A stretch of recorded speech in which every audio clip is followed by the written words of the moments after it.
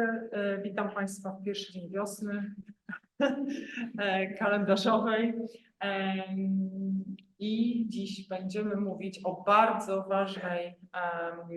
bardzo ważnym aspekcie, którym w EUROREG-u zajmujemy się od dłuższego czasu, a dr Kamila Lewandowska będzie prezentowała wyniki swoich badań w 2 projektach.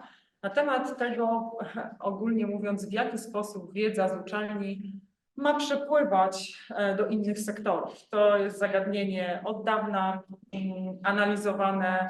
Wiemy, jakie są w tym zakresie trudności, od dawna się to dyskutuje, ale Kamila zaprezentuje nam trochę nowe podejście do tego problemu.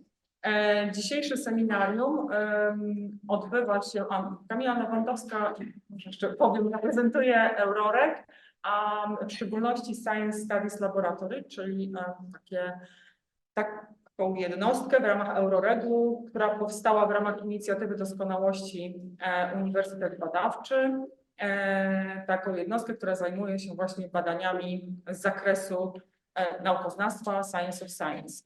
Również to seminarium. Na tym seminarium zauważyłam, że również wśród gości mamy członków Komitetu Naukoznawstwa PAN i odbywa się to seminarium pod patronatem Komitetu Naukoznawstwa PAN, gdzie pani dr Lewandowska pełni rolę sekretarza naukowego. Zapraszam do wystąpienia. 45 minut i bardzo przepraszam, że nie mogę zostać dzisiaj do końca na dyskusję, ale mam nadzieję, że będzie również ożywiona. No. Dziękuję bardzo za ten wstęp i bardzo dziękuję za zaproszenie na dzisiejsze seminarium i za możliwość zaprezentowania moich badań wstępnych i tu chcę to zaznaczyć i poprosić też o wyrozumiałość. Dopiero zaczynamy naszą przygodę z tym tematem. Moją prezentację wygłoszę w języku angielskim, ponieważ jak pani profesor wspomniała, jestem członkinią Laboratorium Badań Naukoznawczych i to jest grupa międzynarodowa, mamy właściwie kolegów, którzy nie są polskojęzyczni i chciałam im w ten sposób umożliwić taką pełne uczestnictwo w dzisiejszym spotkaniu. To w takim razie już przechodzę na język angielski. So my today's presentation is about academics versus practitioners. We will ask if there is a gap and how can we try to bridge this gap. And my presentation will be more about a specific research problem than about a specific research project. So I will draw on different kinds of projects, different literature, not only mine. However, I want to emphasize 2 of my own projects, actually 3 projects. One has been already completed. It was funded by NCN, by the National Science Center, within the Sonata scheme, and it was about the evaluation of artistic disciplines within performance-based research funding systems. And this project gave me the first inspiration to try to understand how practitioners can be involved in academia and what is exactly the interrelationship between research and practice. The second project is the expansion, let's say, of this first project, because in the second project, I'm focusing not only on artistic disciplines, but across different, we are doing analysis across different research fields. This project has been funded by the New Ideas program, and the project is still in progress. So I will present some preliminary results, but there's still some work to do. Also within the second project, we have already been able to develop a grant application, and we submitted an application to the NCN Opus Lab scheme. The project will be in collaboration with ETH Zurich and VUB's Free University of Brussels, and University of Warsaw will be the coordinator of that project, of course, given that we will be successful.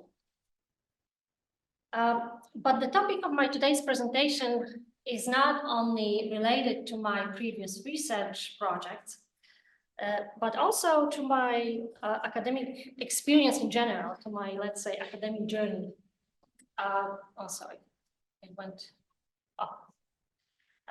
To my academic journey. So before I joined the Science Studies Lab slightly more than a year ago, I was for 8 years an assistant professor at the Warsaw Theatre Academy.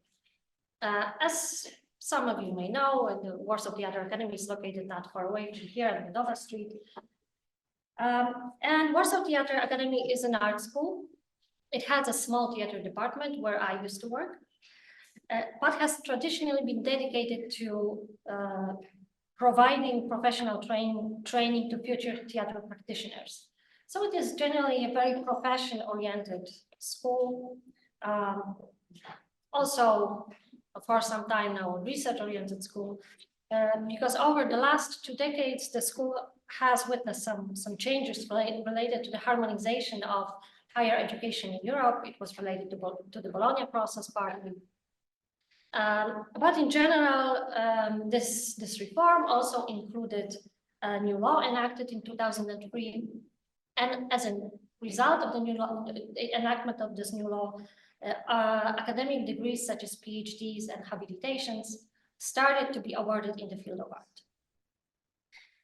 And this change, this reform has provoked a debate, a discussion on how doctoral dissertations in the field of art should look like. So should artists write a thesis like everybody else, or obtain degrees based on what they do professionally? So for their artistic achievements, for their roles played in theaters or movies, etc.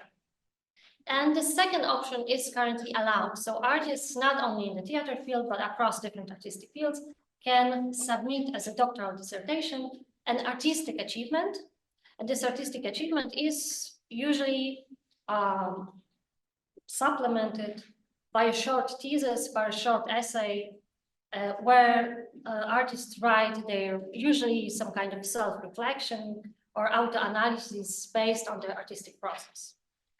And this form is generally accepted in Poland, also abroad. We know that in other countries, PhDs in art generally look the same. And outside the artistic community, it is not a subject of many debates because art schools is a small niche of higher education, and frankly, not that many people actually care how artists receive doctorates. However, the topic is occasionally picked up by media, especially if famous and politically engaged people are involved. For example, Maciej Sztur's doctorate was ridiculed because the author allegedly wrote it about himself. So in the summary of his thesis, which was a supplement to his 2 feature films he directed, and the main part of the doctorate was actually those 2 feature films, he writes that he analyzes his own artistic journey, so including his first roles played in theaters or movies, and also first experience as an academic teacher. And this very self-reflective style, which wasn't very controversial for the artistic community, did not really correspond with what the doctoral degree signifies for the general public. And what the Sztur case, let's say, demonstrates here is that we generally do not have good answers for how practitioners should do doctorates in the academic sector, and how those doctorates should look like, especially in SSH, in social sciences and humanities, where patents, for example, are not that common. And we also don't have yet good ways of incorporating practitioners into academic sector, into academic research. But art is not the only discipline that has struggled with similar or related issues. Those issues are generally more common in fields that emerged from practice, such as management studies, education, law, but also many branches of health sciences, such as nursing sciences or occupational therapy. So those fields that used to be mainly or entirely based on practice and became research fields later on. Those fields at various points of time have undergone a process of academization. By academization, I mean transformation from mainly on entirely practice-based fields into research-based academic disciplines. So for example, the process of academization in management studies started as early as in 1950s. And in other disciplines like nursing sciences or art, It was a few decades later, around 1980s, and in many countries it is still an ongoing process. And those transformations had an effect on the patterns of scientific production, as many vocational schools, especially in Western countries, have been incorporated into universities. And that actually happened to many art schools. And we know that also based on our own studies, that the type of institution has a significant effect on scientific production of researchers. For example, in this study, we compared scientific achievements of 93 art faculties, almost 1,400,000 outputs submitted to evaluation exercises. And in the study, we compared production of art faculties located at universities with scientific achievements of art faculties located in art schools. And we found that while those two types of faculties are generally quite similar in terms of academic profile, they turned out to have quite different publication patterns. For example, university-based faculties generally produce more journal articles, especially in international outlets, than those faculties located at profession-oriented institutions. As I mentioned earlier, academization of practical fields, at least in the Western world, has started as early as in 1950s and was very much influenced by the post-war science policies, which were based upon the idea that we need to refocus research funding towards basic research. So during the war, when science was subordinated to national defense, we focused on applied sciences. Research policies focused on applied sciences. And now, so post-war, we need to prioritize basic research. Basic research understood as research performed without thought of practical ends. Also, a key idea was that the basic research is the principal source of scientific and technological advancements. And especially this idea that the concept that basic research is the source of development and practical applications, it laid the foundation for the US science policies, but also spread across the Western world. For example, it was adopted and then adapted by OECD. The concept that basic research is the beginning, that we start with basic research, and then we go to applied research, and then to development, technology, and application. It also evolved over time. We know that this linear pathway of knowledge diffusion is more complicated, and also this linear pathway has been discussed, has been questioned. However, it has also pretty much pervaded our outlook on how science works, and also gave rise to many influential concepts that shape our understanding of how science diffuses into society. And one of those concepts is the concept of evidence-based practice model. So the idea that practice and policy should be based on scientific evidence. The idea that we should base decision-making in practice and in policy on scientific evidence, of course, sounds very good. However, what we have known for more than a decade already is that this model does not work as effectively as we thought it would. And there is a vast evidence showing that even in medical sciences, and if we want some research fields to be based on evidence, we want medical sciences for sure to be based on evidence, right?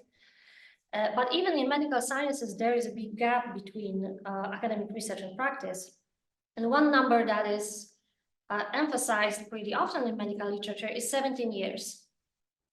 So it takes on average 17 years for research evidence to be implemented into clinical practice. That's a lot. A slightly more recent study from 2021, which focused specifically on the effectiveness of cancer control interventions, has shown that the time from publication of research to the actual implementation of those interventions ranged from 13 to 21 years, so 15 years on average. So 17 years and 15 years. It takes that much time from the publication of randomized controlled trials to the actual implementation of scientific research into clinical practice. And there may be many reasons behind this research practice gap. One of the very frequently emphasized reasons in medical sciences, again, is that, well, evidence-based practice model puts a lot of emphasis on the production of very high quality, rigorous experimental research, mostly in the forms of randomized controlled trials, RCTs.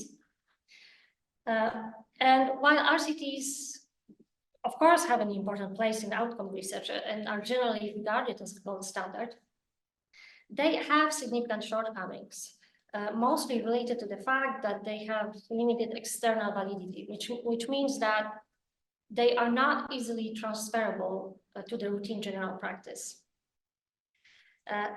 This is because RTCs are generally focused on the effect size much more than on how to actually implement the intervention in the clinical setting. Also, because they are very rigorous, they are designed in a very specific way. So, for example, they have very tight inclusion and exclusion criteria, which means that the study populations have very narrow characteristics. And that makes those studies difficult to translate to the reality of community settings, because in those community settings, well, the populations are generally much more diverse. Also, we see that while RCTs might be very useful in testing drug interventions, drug effectiveness, they may not be sufficient in themselves to evaluate the effects of interventions related to patient care or psychotherapy, so those more soft interventions, let's say. And our meta-analysis have also shown that RCTs are especially problematic when it comes to soft interventions, like art therapies, for example, in which the way therapists deliver and implement psychotherapy is closely associated with the results. Because the way the therapists deliver, it matters so much, it is also quite difficult to replicate those kind of studies. And this gap between research and academia, which is highlighted so much in medical and health sciences, is also closely related to a debate more common in social sciences, so to the rigor-relevance debate. Rigor-relevance debate generally focus on the tensions between academics and practitioners in terms of what they expect and what they value in academic research. So in short, academics put a lot of emphasis on methodological rigor and strength of evidence, and practitioners want research to be relevant to their own practice. And indeed, we can see, based on current studies, that one of the most frequently highlighted reasons why academic research is not used in practice is that practitioners and policymakers generally find it not particularly relevant to the problems they face as professionals. There is also substantial research conducted by the CWTS at Leiden University, which analyzes the relationship between what researchers prioritize, what kind of topics, what kind of areas researchers prioritize, and the societal needs. So in other words, they compare what type of research is produced with what kind of research is actually needed by professionals and the society at large to address currently most pressing issues. And their studies demonstrate that indeed there is a gap between those two groups, the expectations of those two groups. But looking at this issue from the academic side, well, we could say that focusing on practical relevance is not a particularly rewarding strategy if you want to be a successful academic. For example, we have evidence that shows that very rigorously conducted research studies that have sophisticated methodologies, large samples, strong evidence, are much more frequently cited than studies that focus primarily on practical implications. What also contributes to the academic practitioner divide is research evaluation systems, because they generally prioritize, again, academic rigor. And our study of performance-based research evaluation systems has shown that funding in research evaluation systems is weighted generally in favor of rigor rather than impact or relevance, with the latter category, so relevance category, only forming between 15 to 25% of the formula, whereas rigor forming 50 to 80%. So a question then arises if there's a way, and how can we try to bridge the gap between research and practice? And of course, many authors have addressed this problem, and there are many answers. But one of the answer that is particularly convincing to me, and this is why I went into this research direction, is that, well, if we could engage practitioners into academic research, that could help make research more relevant and useful for real-life practice.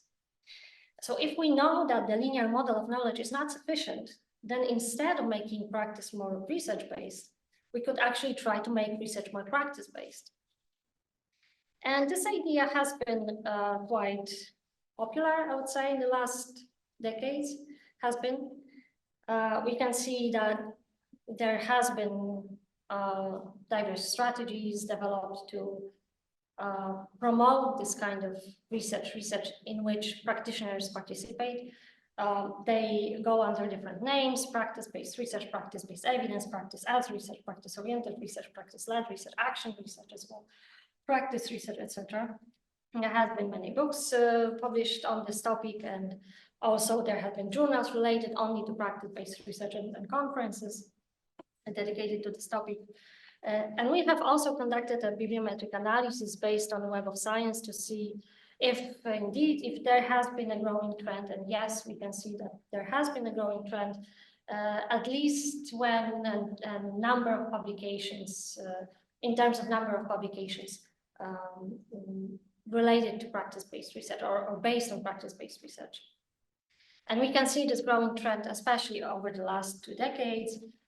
So before the 21st century, the trend is not that clear, but after 2002, we can see that there is definitely more and more interest. And also this picture shows a landscape of practitioner research in social sciences and humanities. We analyzed almost 3,500 publications in the Web of Science, using keywords co-occurrence analysis. Keywords co-occurrence analysis is a method that allows for identification of underlying structures or topics within a specific research area. Using keywords, and in this case, we used keywords provided by the authors and also keywords derived from the references in those studies. And as a result of this analysis, 5 clusters were obtained. And when we started analyzing those clusters, what kind of keywords they contain, we could see that those clusters generally corresponded to 5 different fields where practice-based research has been most prominent within social sciences and humanities. So we have management, education, the purple cluster, the blue cluster, psychology and psychiatry, which is a cluster at the intersection of social sciences and health sciences. And we can also see that practice-based research, practitioner research, is especially popular in health sciences and social sciences. Green clusters, social work, so the interdisciplinary field, and also arts and humanities.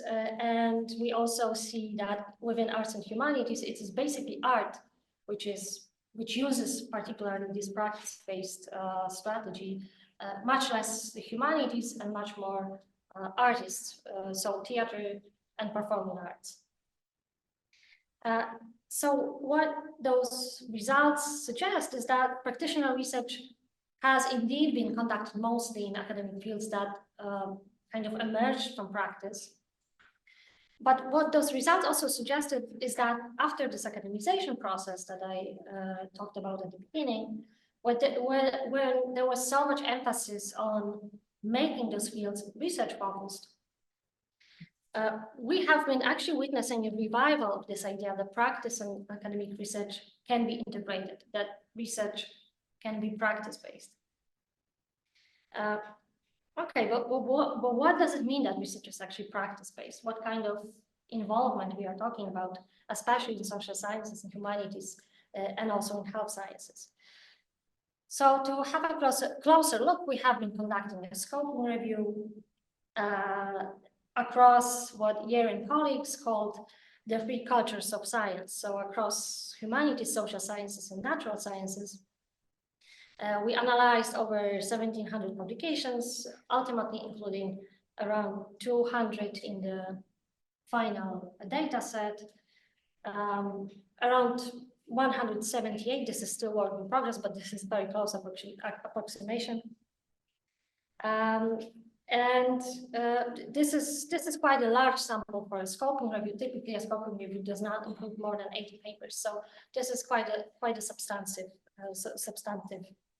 let's say, sample.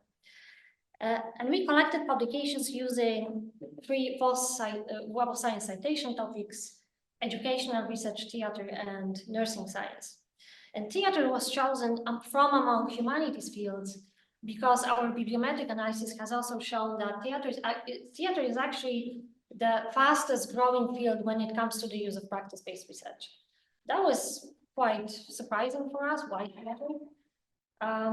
It might have a lot in common with actually the academization of these fields, academization of art schools, that theater artists have become more research focused. We will have a deeper look into this later. And what the examination of those studies revealed is that, well, first of all, practice-based research is a collaborative type of research, but the level of collaboration across the studies and also what collaboration means might differ to a significant extent. And therefore, one of the dimensions that we can use to characterize those studies is the degree of academia-practice collaboration. And based on this, using this dimension, we can distinguish between two types of research: practitioner-led research and collaborative research. So what is practitioner-led research? Practitioner-led research is research conducted by practitioners working in a non-academic organization and at the same time conducting academic research. So those can be school teachers doing their PhDs and conducting their doctoral research in their own classroom. Nurse sciences who have double affiliations, usually involving a hospital and a university organization. And also an artist who works in a cultural institution and at the same time teaches in an art school. Collaborative research, on the other hand, is the kind of research that is conducted by teams composed of researchers and practitioners. And sometimes those researchers also have had some professional experience, but in general, those kind of studies involve two groups, people from two different environments. So we have practice-led research and collaborative research when it comes to the lower and higher degree of academia practice collaboration. And the second dimension revealed by our analysis was related to the objectives of practice-based research. So we found that while practice-based research generally addresses both practice and research-oriented goals, some fields, some studies were focused more on providing general knowledge, while others were more research-oriented. And they were focused more on exploring and improving practice in specific fields and contexts. And using those two dimensions, we have distinguished between those four ideal types of archetypes, as you want, of practice-based research. And to give you some examples, so practitioner-led research improvement, this is a type conducted by, those are studies conducted by practitioner researchers who want to explore and improve their professional practice. So they are basically practitioners who want to improve their professional practice, and this is why they conduct research. And for example, this group included a study by Nakamura and colleagues in which a school teacher introduces boredom regulation sessions during an English class and wants to explore if the implementation of those strategies helps maintain students' attention. And he does that, or she does that, by conducting interviews, focus groups among students, also by the assessment of written assignments of students. And this type is also predominant in theater field, where theater-based methods are used to, for example, better understand the relationship between an actor and a spectator, or issues related to the voice and speech. The second type, practitioner-led research evidence, those are studies also conducted by practitioner researchers, but the goal is mainly academic. So those papers usually respond to the knowledge gap and focus on providing evidence which can help address practical issues. And an example includes a study by Van der Velde and colleagues, in which a team of nurse scientists conducted interviews with patients in the mental health unit of a general hospital.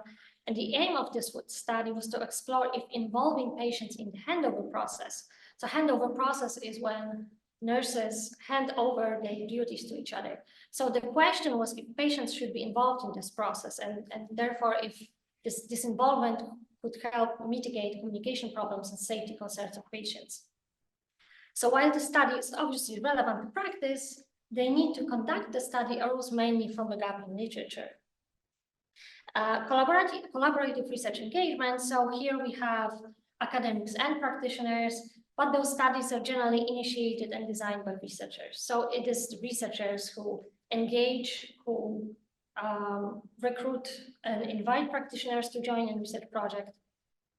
And again, an example includes a study by Kane, in which secondary school teachers were provided by the author of the study, so by the researcher, with research findings about teaching talented students, and they were asked to incorporate those findings into their own projects conducted into their own classrooms.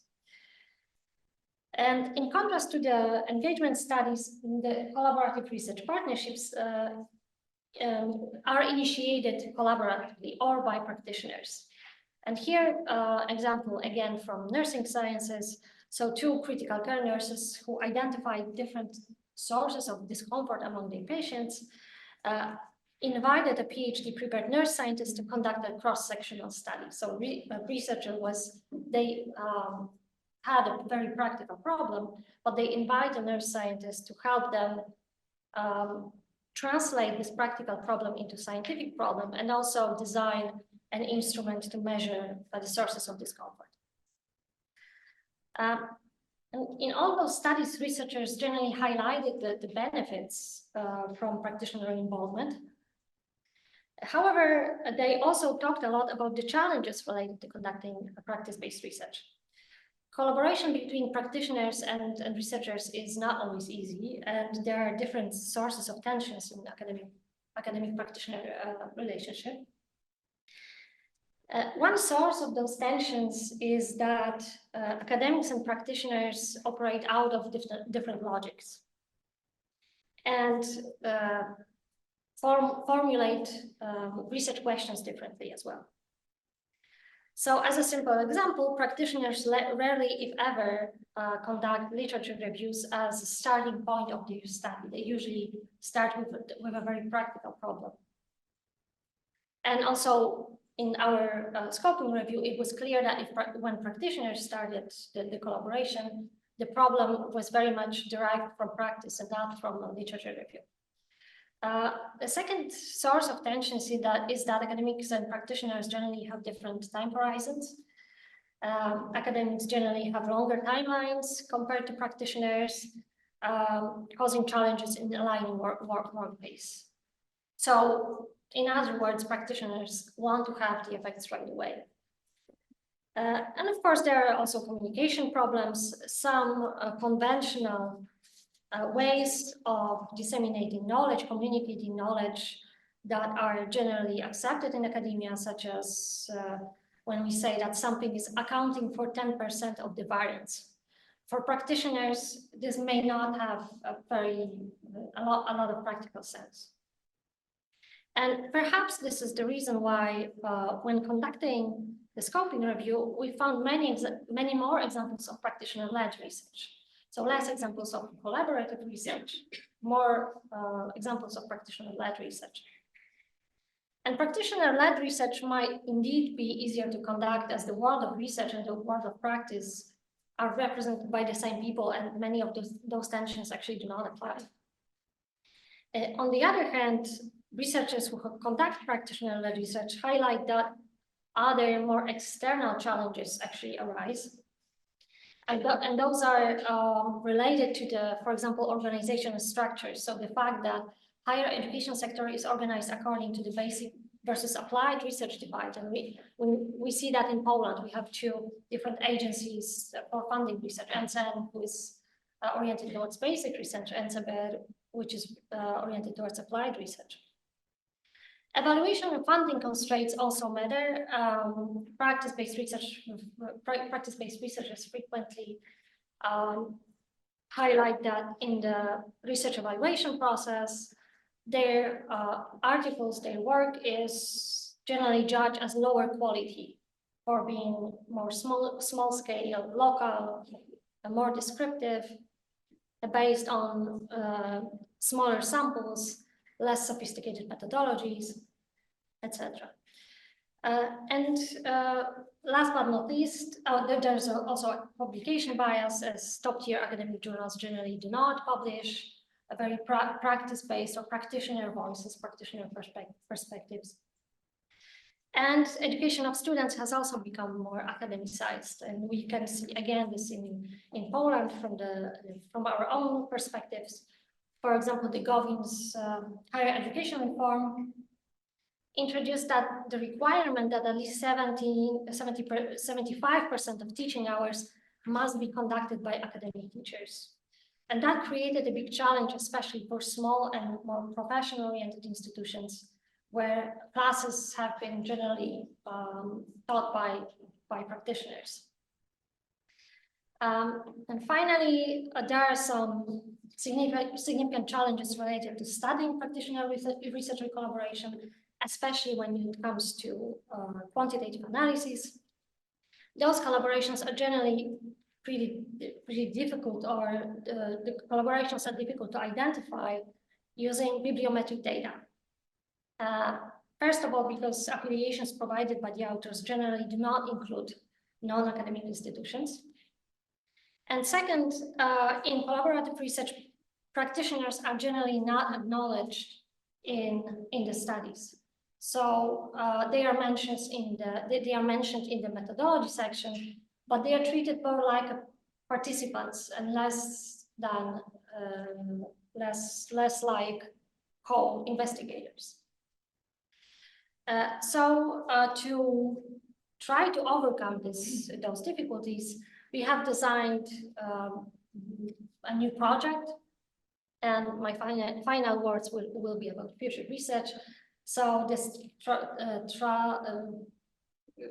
research project involving 3 countries, triathlon, that I mentioned at the beginning, in collaboration with ETH Zurich and BUB Brussels. Within this project, we want to, first of all, do a scientific analysis based on more local databases. So ECON, Flemish research databases are much more exhaustive, let's say, as those big global databases, and include more information about authors, including their non-academic affiliations. So we want to try to use those kind of sources to maybe identify collaborations, academic partnership collaborations using bibliometric data. But we also want to do some qualitative analysis and analyze real-life cases of practitioner-led research. And this will be done in Zurich. Interviews will be conducted with Practice to Science grant holders. Practice to Science is a grant scheme by Swiss National Science Foundation. It is dedicated to practitioners, people with practitioner experience, who want to conduct their own research project at the University of Applied Sciences. And also, the Swiss National Science Foundation has introduced a new category of grants using inspired basic research. So they, as not many other funding institutions, they introduced this kind of third way between basic and applied research. And research in Poland will be based on the analysis of impact case studies submitted by science and higher education institutions for the National Research Evaluation Exercise in Poland. As you may know or may not, the research evaluation is based on 3 categories: outcomes, financial income, and free and social science impact. And we want to analyze those cases using machine learning methods to see if indeed the practice academic collaborations is one of the activities of Polish universities. And this is our future work. We hope to learn more about real-life examples of those people who are at the intersection of practice and science. And we hope for the best. So thank you very much.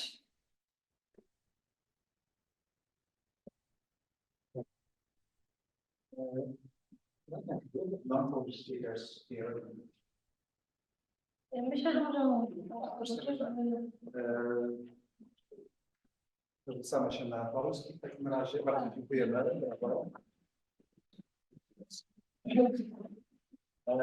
Zapraszamy do zadawania pytań z sali, szczególnie studentów, niezwykle dzisiaj prezentowanych.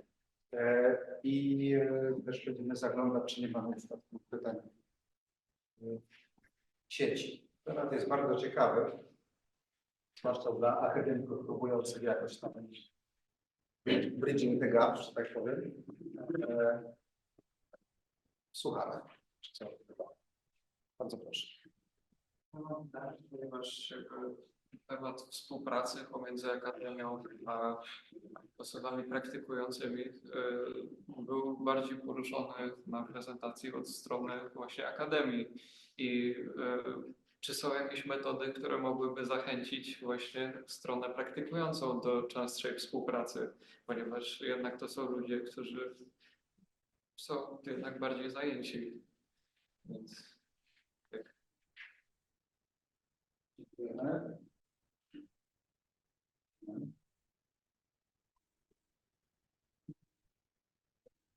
Tak, dzień dobry. Dla mnie temat jest też bardzo ciekawy. Ja jestem z dziedziny architektury i też wróciłam jakby na uczelnię po długiej przerwie praktykowania zawodu.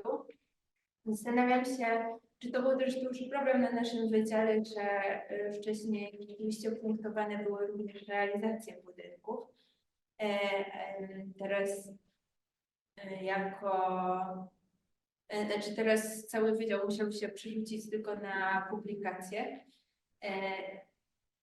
Zastanawiam się, czy każda forma praktyki może być traktowana jako część czegoś przydatnego nauce i w jakiś sposób trochę to określać, bo dla mnie z jednej strony jest to zrozumiałe, że praktyka jest ważną częścią na pewno edukacji i w pewien sposób też rozwoju tej dziedziny, ale czy rzeczywiście każdy zrealizowany budynek jest już jakąś formą praktyki, która posuwa nas dalej, jeśli chodzi o naukę. I jeszcze mam taki problem też również wywodzący się z mojej dziedziny, że tak naprawdę te doktoraty czy jakieś badania prowadzone w ramach architektury sprowadzają się tak naprawdę do historii architektury. I jak unikać tego, jak tworzyć właśnie taką metodologię badań dla tych dziedzin, która pozwoli nam wyjść też od ograniczania się w takim momencie, w którym się znaleźliśmy, że ta praktyka właśnie nie jest już traktowana na równi z taką nauką akademicką.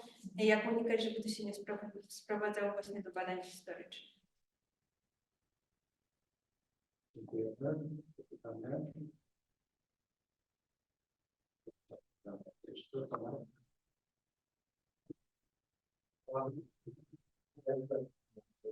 Pytania, które rozdają portfel researcha, z czym wiem, że zagadałem przed chwilami, że temat jest może nie tak dobrego, że to mnie interesuje, a tutaj prokurat wygląda jednak trochę dalej.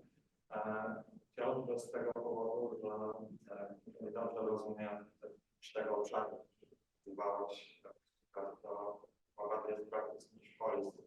Zastanawiam się rozróżnienie w literaturze języka, tak? Ja czasem jak chcę, żeby ktoś to pisze, śmiało, żeby dobrze ustawić to na więc polityk, więc praktyk.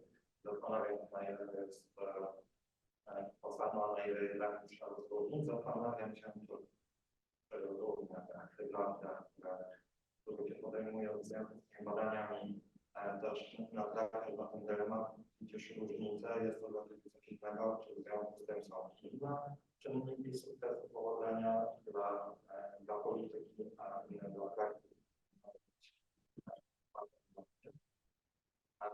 Druga rzecz, która mnie zaciekawiła, nie pytanie, to znowu, jeżeli dobrze zrozumiałem, to wiedziałeś, że barierą korzystania z badań życiowych są badania naukowe są rygorystyczne, w związku z tym dość wąskie. Okej, to jest pewnie prawda, taka myśl, dałam się zgodę, że to może służyć jako dobre uzasadnienie do tego, że dużo pseudodowodów, na których opierane są decyzje polityków, usprawiedliwe, bo to nie musi być tak rygorystyczne, jak idzie to żołnierza. Znowu, w pierwszej części ostrzegania do kilka tych kwestii, jak jest twoje wystąpienia, miałem wrażenie, że bardziej twierdzisz, może nawet nie, że ty tak uważasz, że tak wiemy nas tego, to cechy badań też wąsko sprawia, że jest bardziej do korzystania, a dopiero potem pojawiły się tam hasła, które nie gdzieś tam tkwiły po czytaniu różnych rzeczy, czyli reżimy pracowe, motywatory, naucząca praktyka, tak dalej. Więc ostatecznie, jakbym chciała tego katalogu, nie wiem, wybrać, co jest tym triggerem wykorzystania, to co. Wiem, że była też komunikacja, troszeczkę inaczej, jak to rozumiałem, że ja ty widziałeś sposobie komunikowania rezultatów, tak? Jeżeli się wykładamy. A na ile kwestia komunikacji jako kanału i form komunikacji tego, co jest badanie i aktywna pauza jest chyba barierą, prawda? Zniesieniem tej bariery będzie ekspert, który zna prezydenta, jest porozmawiał o tym, ale robiła to dyskusyjną formę i słyszał, że to się robi. Już się zbliżam do końca. Teraz, jakie badania są potrzebne tematowi? Czy ja rozumiem, że aktor może chcieć robić doktorat, wtedy opisze swoją ścieżkę i karierę. Zupełnie nie będę tego trywializować. To rozumiem, że to może być nauka, ale w drugą stronę, jakie potrzeby wiedzy ma ten, który ma być zaspokajane badaniami realizowane na podstawie. Nie sobie w ogóle myśleć, jak się dowie. Jeszcze tylko tak wyglądać, że rośnie publikacji, ale tam absolutna wracamy, tak? Nie udział w ogóle tych publikacji pokazał, że rzeczywiście to tutaj jest sprawa. Ale zakładam, że on też jest, ale może nie będę jakoś tak brał. Okay.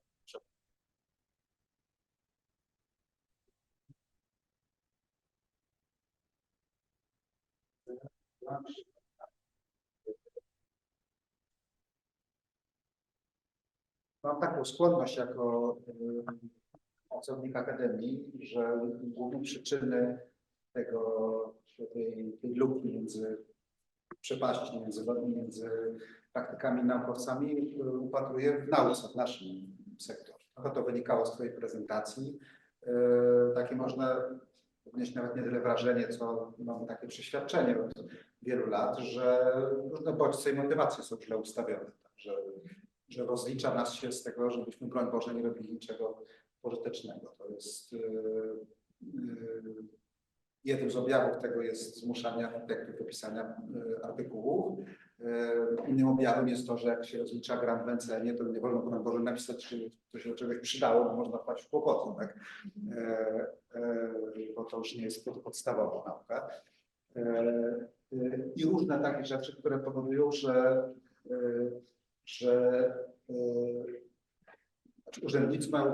urzędnicy również wśród naukowców mają bardzo daleko idącą potrzebę rozgraniczenia tego, co jest nauką, a tego, co jest praktyką i nieprzenikalności tych dwóch światów. Czy to jest, moim zdaniem, takie złudzenie, skrzywienie wynikające z tego, że jesteśmy tu, gdzie jesteśmy, tu obserwujemy te problemy?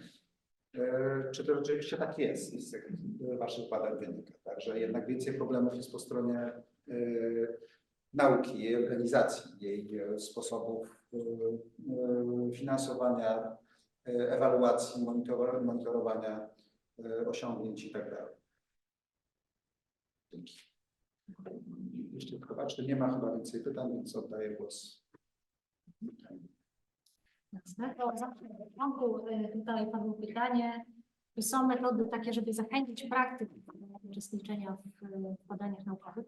Rzeczywiście to, o czym mówiłam, jest pewnie bardziej ze strony akademickiej, ale właśnie cały ten practice-based research polega na tym, że próbujemy pokazać, jak praktycy mogą prowadzić badania naukowe, czyli zarówno prowadząc badania jako praktycy, ale też prowadząc badania we współpracy z akademikami. Więc wydaje mi się, że ten practice-led research jest chyba właśnie taką metodologią skierowaną do praktyków. Oczywiście bardzo mnie ten koncept mi się podoba, ale też zastanawiam się nad jego uniwersalnością, no bo też jak pokazywałam tę mapę w naukach społecznych, no to są takie dyscypliny, no właśnie zarządzanie, te wszystkie dyscypliny związane z badaniami zdrowotnymi, gdzie można jakby łatwiej połączyć praktykę zawodową z badaniami akademickimi. Pewnie nie w każdej dyscyplinie da się to zrobić, ale wydaje mi się, że właśnie ten practitioner-led research to jest właśnie to, o co Pan pyta, czyli ta taka możliwość połączenia dwóch jakby osobowości czy dwóch tożsamości w jednym. To by była moja odpowiedź na to pytanie. Jeśli chodzi o architekturę, bardzo, bardzo dziękuję za to pytanie, bardzo ciekawe i chciałam od razu Panią dopytać, na jakiej uczelni Pani, bo mówiła Pani o tym, że badacze architektury, że ludzie zatrudnieni na wydziałach architektury muszą pisać artykuły, a nie zgłaszać projekty architektoniczne. I od razu się chciałam zapytać, na jakiej uczelni tak?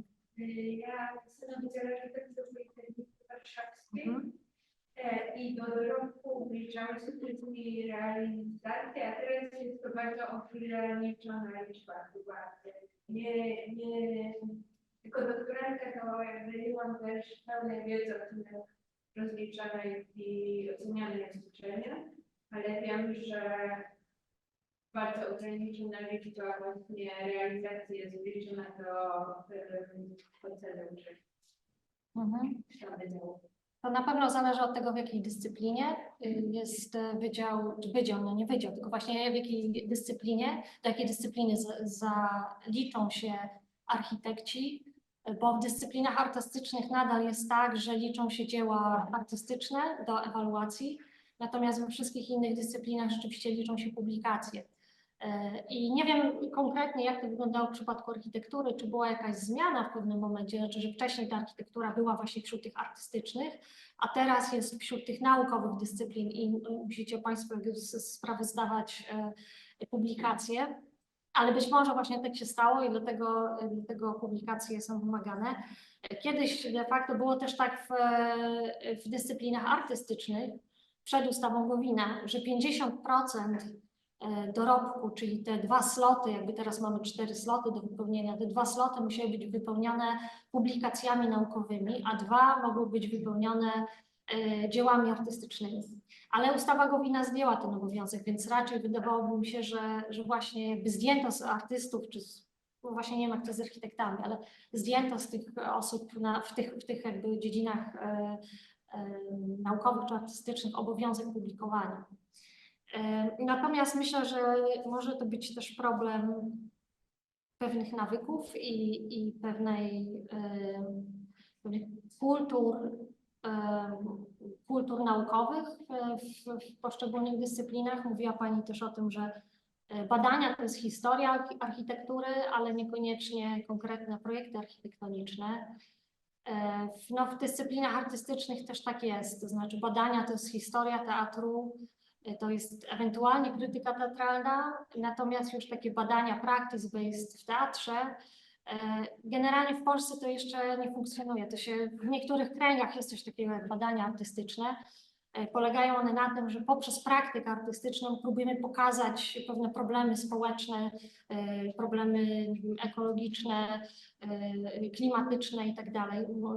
Mikołaj Wojnarowicz, który robił ten projekt, obiecywałam, że Cię nie będę do odpowiedzi wywoływać, ale padło pytanie ze strony Tomka o przykłady badań w teatrze, takiego właśnie practice-based research.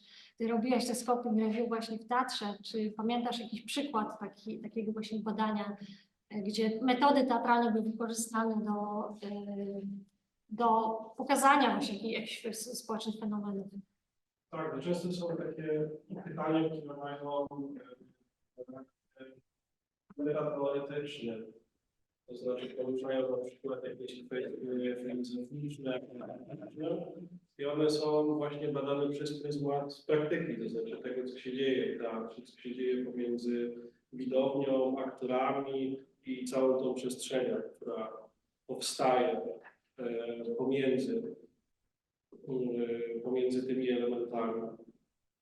Więc to najczęściej są, no właśnie takie pytania ontologiczne, o naturę tej relacji. Tak, i te pytania, odpowiedź na te pytania, odpowiedzi faktycznie czytałem poprzez praktykę, czyli poprzez właśnie realizowanie spektakli, a nie przez samo jakby dywagowanie o teatrze. Czyli to nie są badania o teatrze, tylko to są badania przez teatr. To można umyśleć, próbując odpowiedzieć na twoje pytania. Jeszcze chciałam wrócić do architektury, bo poruszałam doktoratów. No tutaj jest znowu pytanie o to, jak doktoraty są oceniane, na podstawie jakich kryteriów, i myślę, że ciągle w Polsce mamy takie właśnie przekonanie, że nie ma czegoś takiego jak badania artystyczne, tylko są badania o sztuce. W Stanach są badania o sztuce. I to jest różnica między polskim systemem a systemami na przykład brytyjskim czy systemami skandynawskimi, gdzie nawet ewaluacja jest inaczej skonstruowana. Bo u nas ewaluacja dziedzin artystycznych polega na tym, że aktorzy zgłaszają do ewaluacji swoje role w filmach i w teatrze.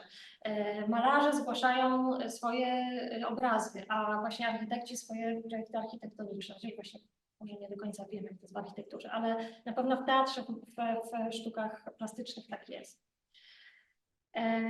W tych zachodnich, powiedzmy, systemach mamy wymaganie, że wszystko, co zgłaszamy do ewaluacji, musi mieć komponent badawczy.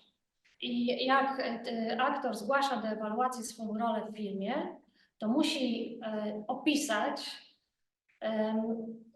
że to jest w jakiś sposób ta rola w teatrze jest pracą badawczą. I na przykład właśnie w brytyjskim REF jest takie wymaganie, że każde osiągnięcie artystyczne musi mieć taki suplement i w tym suplemencie opisujemy nasze cele badawcze, czyli tak jak opisujemy nasze cele, nasze metody i nasze wyniki. I nie ma właściwie czegoś takiego, że można zgłosić do ewaluacji dzieło artystyczne. Wszystko musi być research, takim wynikiem badań, również w dziedzinach artystycznych. U nas właśnie jest inaczej, u nas jest jeszcze ten taki podział, nauka to nauka, sztuka to sztuka i w zasadzie nie mieszajmy. Dlatego myślę, że z tego też wynika ten problem, nie wiem jak Pani to też postrzega, ale to, że doktoraty w architekturze nadal są doktoratami o historii architektury, a nie jakąś taką krytyczną próbą właśnie badań poprzez praktykę. To nie wiem, czy odpowiedziałam już na wszystkie Pani pytania, bo... Okay. Teraz pytania Tomka, bardziej practice niż policy, na pewno tak. I tutaj na pewno metodologia też jest tego naszego badania, w sensie tego naszego wyglądu tak naprawdę literatury jest taka, to znaczy terminy, które my użyliśmy do wyszukania artykułów, które analizujemy, to są właśnie terminy practice-based research, practitioner research, action research. Gdybyśmy może użyli evidence-based practice, więc wszędzie jest to practice, gdybyśmy użyli terminu evidence-based policy, myślę, że byśmy znaleźli więcej takich przykładów, gdzie właśnie policy makers są jakby tymi praktykami, a nie ludzie, właśnie nie policy makers. Więc myślę, że z tego to też trochę wynika. Może trzeba to przemyśleć i może trzeba by jakby włączyć też właśnie tę politykę tutaj. Co jest, pytałeś też, co jest główną przyczyną, że się akademicy z praktykami nie wiem, czy może nie dogadują, tylko dlaczego badania nie przepływają do praktyki. I rzeczywiście no ja się skupiłam w tej pierwszej części prezentacji na tym, jak wyglądają badania, że one są bardzo rygorystyczne, bo skupiłam się na badaniach medycznych. To jest jakby bardzo częsty problem w badaniach medycznych właśnie, że te badania są bardzo, no właśnie te badania randomizowane, one mają bardzo wąsko sprecyzowane kryteria włączenia i wyłączenia, nie wiem po polsku powiedzieć, inclusion, exclusion criteria, czyli że badamy jakąś interwencję, ale badamy ją tylko na chłopcach w wieku licealnym, 16-19 i wtedy możemy powiedzieć, że w jakimś tam obszarze geograficznym, więc wtedy możemy powiedzieć, że rzeczywiście ta interwencja działa na tej konkretnej grupie. Natomiast później jak chcemy wykorzystać tę interwencję w jakimś, nie wiem, w szpitalu, na przykład, no to się okazuje, że w tym szpitalu nie mamy tylko chłopców w wieku 16-19, tylko ta populacja jest dużo szersza i w związku z tym no nie wiemy tak naprawdę, czy ta interwencja zadziała, czy nie wiemy, czy mamy ją wdrażać. Więc to jest na pewno taki problem w badaniach medycznych. Myślę, że w badaniach, natomiast te inne powody, o których też mówiłeś, o których ja mówiłam później, czyli ten brak komunikacji, czy przede wszystkim to, że praktycy w ogóle nie wiedzą, gdzie szukać dowodów. Że oni nie mają warsztatu takiego, że nie wiedzą, co to jest Web of Science, w ogóle, że nie mają też dostępu do Web of Science, że nie wiedzą, jak wyszukiwać artykuły, że jakby no też nie mają takiej umiejętności czytania artykułów naukowych i później przenoszenia dowodów. Ja bym powiedziała, że to jest chyba główny problem. Tak jakby na przestrzeni różnych dziedzin, czyli nie tylko medycyny. Jeśli chodzi o ten teatr i badania w teatrze, to częściowo odpowiedzieliśmy, mam nadzieję, na to pytanie. To jest trudne pytanie, bo najchętniej to po prostu bym tu przyniosła takie przykłady takich badań właśnie practice-based research w teatrze i bym je omówiła jakby głębiej, czy bym je nawet rozdała, żeby każdy sobie poczytał, bo to są badania, jakby ciężko to też wytłumaczyć, na czym one polegają, one są dosyć enigmatyczne. Natomiast chodzi generalnie o to, że teatr jest metodą, czy spektakl jest metodą, a nie jest przedmiotem opisu. Nie jasne, to bardzo jasne. Tak. Jeżeli właśnie poprzez teatr tego metodę, nie problem teatru, więc bardzo jest to. Okej. Udział w ogólnej liczbie, tendencja, którą tu Wam pokazać, tak, to są absolutna liczba artykułów i zgadzam się z Tobą, że to powinna być relatywna. Raczej trzeba by to pokazać w relacji do wszystkich artykułów, bo po prostu w ogóle może być tak, że publikujemy wszystkiego więcej. Więc, i miałam taki slajd i go usunęłam i teraz żałuję, ale rzeczywiście tam, jeśli chodzi o ten procent artykułów practice-based research we wszystkich artykułach w różnych dyscyplinach, rzeczywiście też tam jest wzrost. I tutaj pytanie padło od Ciebie, Mikołaj, o bodźce, że te bodźce są po naszej stronie, to znaczy zadanie zachęcania praktyków do udziału w badaniach jest raczej po naszej stronie i też, że zawodzą takie strukturalne tak naprawdę mechanizmy, czyli właśnie to, o czym też na końcu mówiłam, czyli ten podział chociażby na NCN, który ma być badaniem podstawowym, właśnie nie mogą być badania oparte na praktyce czy wykorzystane w praktyce. Chociaż to jest taka rzecz, której się dowiedziałam właśnie przygotowując tę prezentację, że definicja badań podstawowych też się zmieniła. To znaczy ona do 2018 roku była właśnie taka, że badania podstawowe to są badania, które prowadzą do uzyskiwania nowej wiedzy, a nie do praktycznych zastosowań, a od ustawy Gowina tam jest, że nie ma już tych praktycznych zastosowań, tylko nie prowadzą do komercyjnego wykorzystania. Czyli być może jak teraz składamy granty do NCN-u, to można pokazać, że jakoś praktycznie to zostanie wykorzystane, tylko że komercyjnie nie zostanie wykorzystane. Tego musimy pilnować. Natomiast ja tutaj uważam, że tak, że to jest wiele po stronie sektora nauki. Sektor nauki jest bardzo zorientowany na to, żebyśmy produkowali naukę nie wychodzącą poza mury akademii, taki trochę blue sky research. System ewaluacji bardzo to pogłębił no i właśnie to, że w ogóle nie jesteśmy nagradzani za takie wychodzenie do praktyki, za popularyzację nauki. Popularyzacja nauki leży, tak mi się wydaje, w Polsce, no też dlatego, że na ewaluacjach musimy wypełnić 4 sloty i ewentualnie pokazać jakiś tam wpływ społeczny, ale wpływ społeczny się liczy w stosunkowo małym stopniu, to jest tam 20% oceny bodajże i tak naprawdę nie mamy czasu na to, żeby próbować wychodzić z badaniami dalej. Okej. Nie wiem, czy odpowiedziałam na wszystkie pytania, jeżeli nie, to... Myślę, że tak, bardzo dziękuję. Jeszcze jest głos. Tak, to powiedzieć, że nie kolejnego pytania, zwłaszcza w zakresie tych badań medycznych.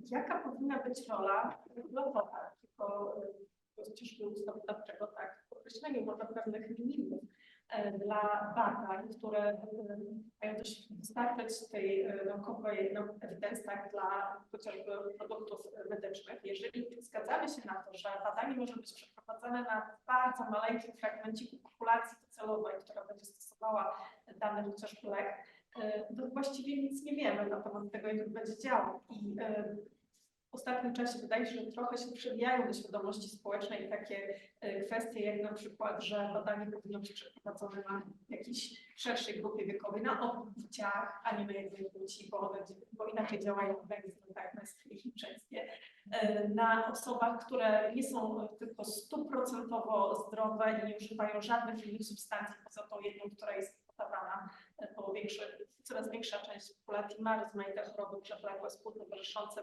bierze inne substancje i o tym nic nie wiemy po otrzymaniu takiego właśnie wyniku badania przeprowadzonego przez medyczny, czy nie tylko. Tak, po prostu nie wiemy, jak ten lek w rzeczywistości działa, czy to nie jest obszar, na który wpłynąć powinien właśnie regulator, czy motywacja nie powinna być zewnętrzna i obowiązkowa, żeby coś się zmieniło. Tak, rzeczywiście tutaj organizacje medyczne no, starają się jakby wymuszać na przykład do tego, żeby publikować protokoły przed przeprowadzeniem takiego randomizowanego badania, żeby zawsze protokół publikować, który dokładnie opisuje, co w tym badaniu będzie zrobione. Żeby nie było tak, bo często też jest tak, że ja mówiłam o tych wąskich, przeprowadzeniu badań na wąskich grupach, ale czasami też jest tak, że właśnie badania są prowadzone na szerokich grupach, ale potem nam wychodzi, że właśnie na tej szerokiej grupie lek nie działa, ale jak sobie zrobimy podgrupy, na przykład pokażemy, dobra, no podzieliliśmy naszą grupę na kobiety i mężczyzn, a potem jeszcze na kobiety w jakimś tam określonym wieku, z jakimiś tam określonymi symptomami i się okazuje, że generalnie nie działa, ale na tej malutkiej grupie rzeczywiście działa i wtedy możemy opublikować taki artykuł. Problem jest w ogóle też z badaniami medycznymi polega na tym, że badania randomizowane, które nie pokazują efektu pozytywnego, w ogóle nie są publikowane, czy edytorzy czasopism ich nie chcą publikować, no bo one są nieatrakcyjne, no nie ma efektu, no to w zasadzie o czym my mówimy, prawda?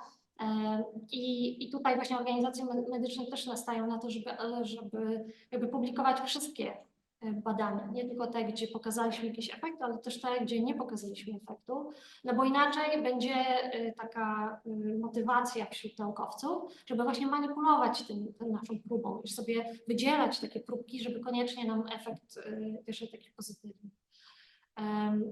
I to jest tak. Nie wiem, czy odpowiedziałam na Twoje pytanie, może trochę z boku odpowiedziałam, też tak sobie myślę, ale... Jeden komentarz z internetu. Aha. Pytanie, jeżeli mogę prosić pani Dąbrowska, tak, o zadanie pytania na głos. Nie słychać. Słabo, przyznaję. Czy ty masz to?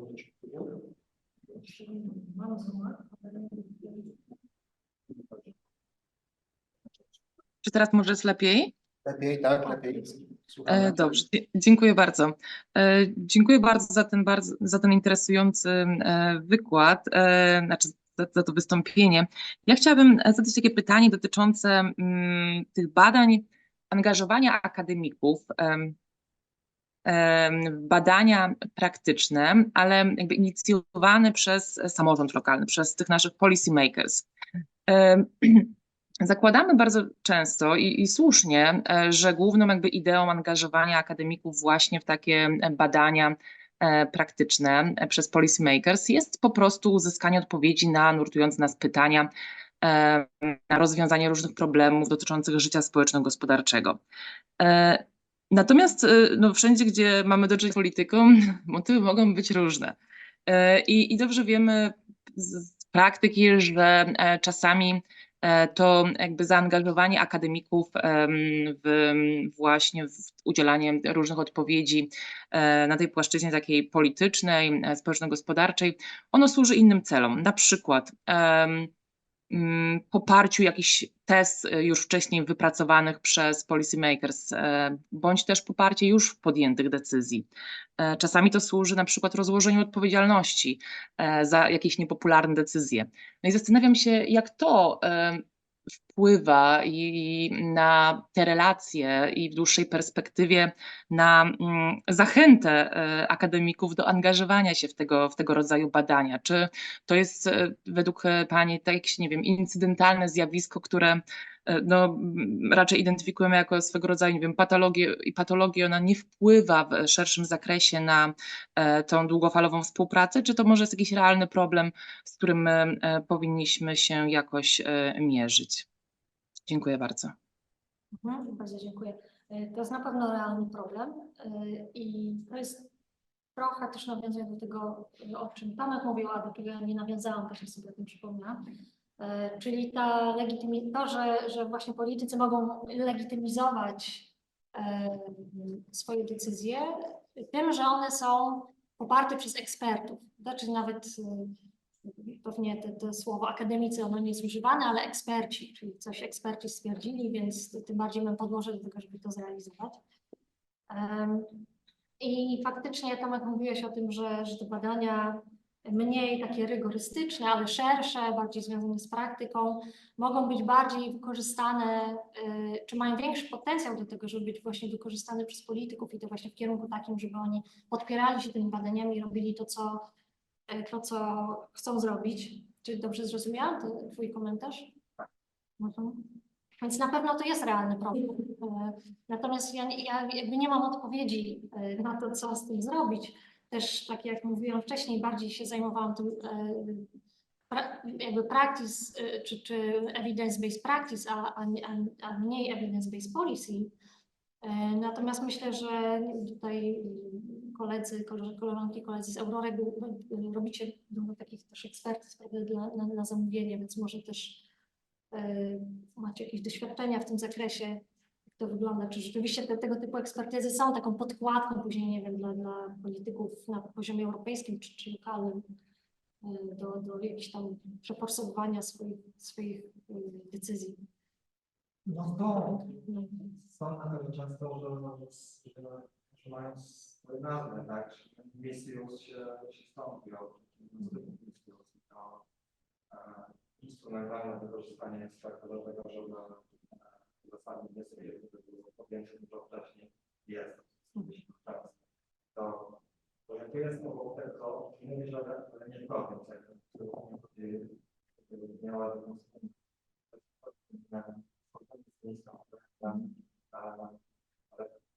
ale pewnie też jest wiadomo, jeszcze ryzyka związane z mikropółpracy, która jakby podstaw mogą już mieć niecne zamiany w związku z tym praktyki jeszcze nie brzmi groźnie, ale policy maker nie brzmi groźnie, to może po prostu mieć teraz w tym, żeby zadać takie pytanie, na które nawet jeżeli rzetelnie odpowiemy, to nie jest to, jak na to korzystamy. To będzie źle wykorzystane badanie do uzasadnienia działania, uzasadnienia istnienia organizacji.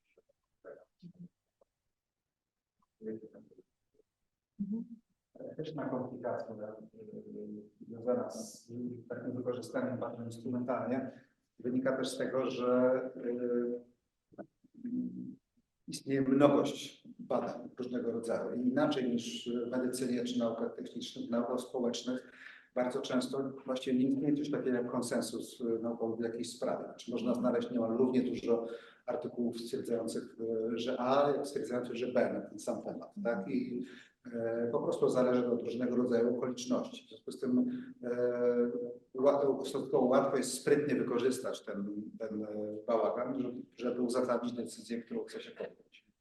W tym sensie jest to etycznie jeszcze bardziej skomplikowane niż może w naukach bardziej ścisłych czy przyrodniczych, gdzie na ogół jakiś konsensus istnieje, jednak nawet jeśli są przypadki go niepotwierdzające. Także żyjemy w trudnym świecie, dla praktyków zwłaszcza. Konkluzja dobra naszego spotkania. Bardzo dziękujemy za ciekawy wykład, ciekawą dyskusję.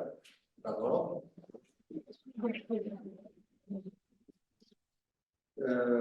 Za tydzień się nie widzimy z powodu, jak rozumiem, przerwy świątecznej. Natomiast po Wielkanocy spotkamy się z panią doktor Magdaleną Hułek i będziemy rozmawiać o Afryce.